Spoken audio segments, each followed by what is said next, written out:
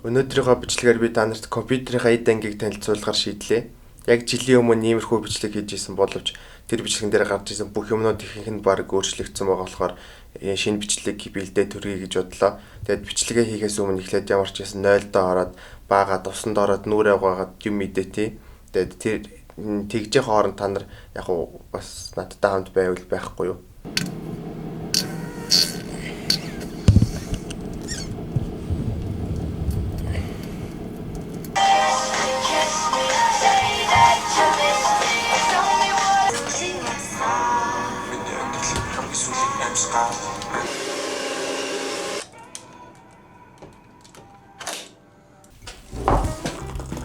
Гэрийн борцог авчирсан байгаа.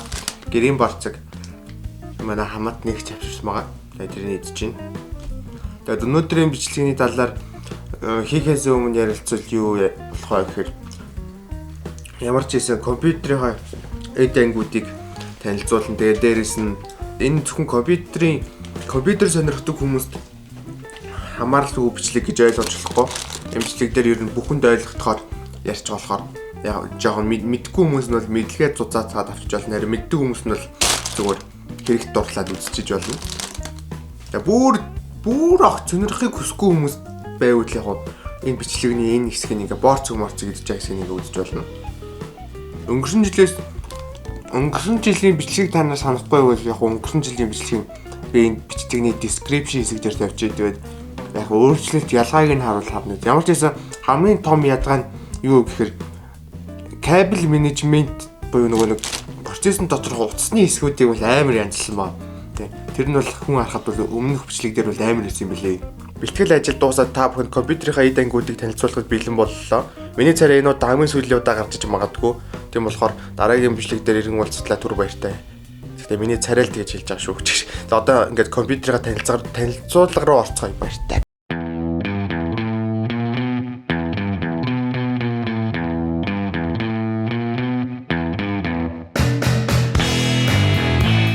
Манай тижээлийн бодлог хിവэрэ байгаа, RAM хിവэрэ байгаа.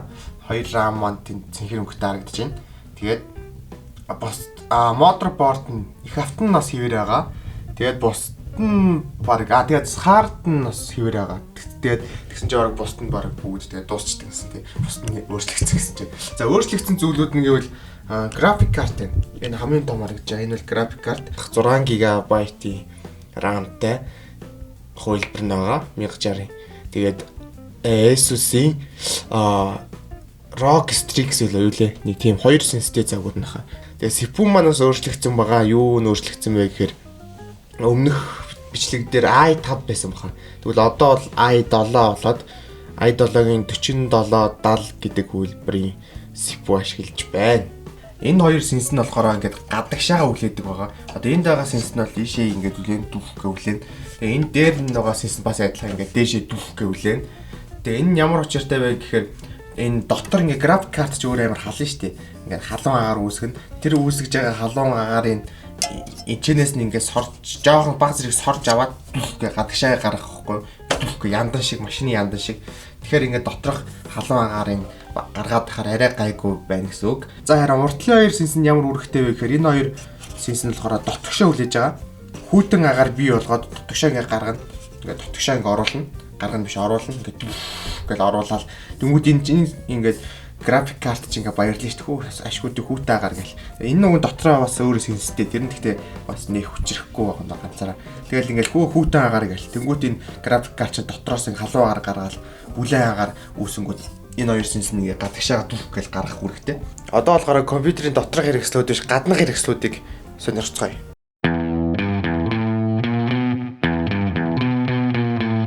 За хамгийн түрүүнд танилцуулах зүйл бол энэ keyboard байгаа. Тэгээ бичлэгэн дээр болохоор зарим хэсэг нь цэнхэр, зарим хэсэг нь хөхөөр асаад байна. Амьдрал дээр бол бүгд хөхөөр асдаг. Ийм keyboard байгаа. Тэгээ Steel Series-ийн Apex 400 гэдэг keyboard нь баха. Тэ. Тэгээ энэ болохоор ямар ур чадвартай keyboard вэ гэхээр механик keyboard байгаа. Энэ ингээд үсгэн нас сална. Тэгээд цэвэрлж болно. Тэгээд өнгө нь бол янз янзаар асахгүй ингээд ганц л асна. Хамгийн сүртэй юм нь бол сүртэй юм жоохгүй юм дөө. Тэгээд Steel Series гэдэг нь давуу талтай юм да. Тэгээд ямар ч байсан ийм keyboard ашиглаж ийн. Өнгөрсөн бичлэгнэр бол хятад keyboard Landa-с авч ашиглаж исэн. Одоо бол Steel Series-ийн хятадд үйлдвэрсэн keyboard худалдаж авч ашиглаж байна. Адилхан хятадд дүү. За дараагийн зүйл нь бол mouse байгаа. Энэ нь болохоор Logitech эсвэл Logitech эсвэл бол Logitech эсвэл Logitech-ийн mouse байгаа. G102 гэдэг завгар нь тийм mouse байгаа. Тэгээд gaming mouse. Тэгээд онцгой ур чадвар бол нэг сүртэй онцгой ур чадвар бол байхгүй. Яг ингээ бус mouse-тай адилхан. Тэгээд яг хуу гарт бол эвтэйхэн юм байлээ. Ийм байна. За дараагийн зүйл нь бол mouse pad байгаа. Mouse pad нь бас нэлээд тийм гайгүй тоглоход чухал байд юм байлээ. Өмнө нь хятад тийм уртын юу ашигладаг байсан. Тэгээ энэ болохоор нэлээд зузаан байгаа ориг жоохтой бас Steel Series-ийн хужаад үйлдвэрсэн ийм pad байна. Хөөрхийдөө манай муу мик яг хിവэр байгаа. Тэгээд он жил өнгөрөх тусам үйл ажиллагаа нь муудаагүй ч гэсэн зүгээр утас нь мааслаад байгаа. Тэгээд шинээр нэмэгдсэн юм энэ нь юу вэ гэхээр микний суурь байна. Тэгээд энийг зүгээр ингээд тоглоогүй ингээд бичлэг хийсэн үедээ ингээд нааш болгочих, бичлэг хийгээгүй үед ингээд цаашаа болгочдаг. Энэ бол маш амар зүйл байгаа. Энэ дэлгэц энэ хоёр дахь дэлгэц чаавс нөгөө дэлгэцтэйгээ харьцуулбал нэг том биш. Яг 1280 харьцах нь биш 1000 гэсэн биш эвлээ. Ямар ч ийсэн нэг дөрвөлжин дэлгэц байгаа. Тэгээ энд юу гэдэг вэ гэхээр юу ч гэсэн ямар нэгэн програм ажиллууллаа гэхэд нөгөө дэлгэцэн дээр ингээд ямар нэг юм гаргаад харуул их давуу тал болдог. Тэгээ төр зур энэ дэлгэцийг ашиглаж байгаа. Дараа жилийн бичлэг дээр бол энэ дэлгэцнээс баг хоёр талд нь хоёрыг тавиад голдон 144 Гц дэлгэц тавина гэсэн мөрөөдөлтөй зорилготой ажиллаж байна. Тэгээд яг бэлэг хэсгийг мэдэхгүй байна. Тэн тарин манай камерны суурь байна. Камер найзан байх гэхээр яг одоо бичлэг хийж байгаа болохоор камер нь алга. Энүүгээр их тоглоомыг тоглож болно. Ер нь одоо орчин үед баг их тоглоомод бол контроллер дэмждэг болсон байгаа. Энэ бол PlayStation 4-ийн DualShock гэдэг гар байгаа. PlayStation 4 дээр холбогдоод ажиллаж болно. Тэгээд орчин үед ч явах вэ. Саяхнаас компьютер дээр холбогдож тоглоом тоглож болдог болсон болохоор би энэ гарыг авч ашиглаж байгаа. Дараагийн зүйл нь бол энэ чихвч байгаа. Энэ чихвчийг авахгүйч нэрээ олон жил олон сар хөөцөлдсөндөө чаавас. Энэ чихвч нь болохоор HyperX брэндийн Cloud 2 гэдэг чихвч байна. Мэддэг хүмүүс нь бол бараг мэддэг байхаа. Нэлээд тийм өргөн хүрээнд ашиглагддаг. Ихэнх хүмүүс энийг худалдаж авч ашигладаг байгаа. Тэгээд эндээ ингээд микээ салгаад авчиж болно. Салгаад авчиж.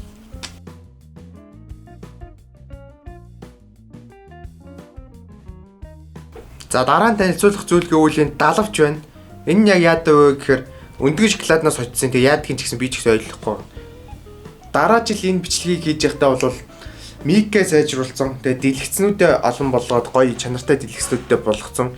Тэгээд бүх юмаа сайжруулсан баймаар дөө яг үнэндээ. Хүний шунал гэж нэрээ яг үнэндээ барагдахгүй заяа. Та нар одоо гоё компьютертэй болсон ч гэсэн тэгэл дахиад шинийг хүсгэл хэлгүүдээ. Би ч гэсэн одоо энийгээ сайжруулсан ч гэсэн дараа л дахиад тэрнийхээ дээдлийг хүсгэл хэлгүүдээ новшгиж тий компьютерийнхоо сайжруулж авах оронд яд шинийг новшгиж юм бичлэг дууслаа баяртай.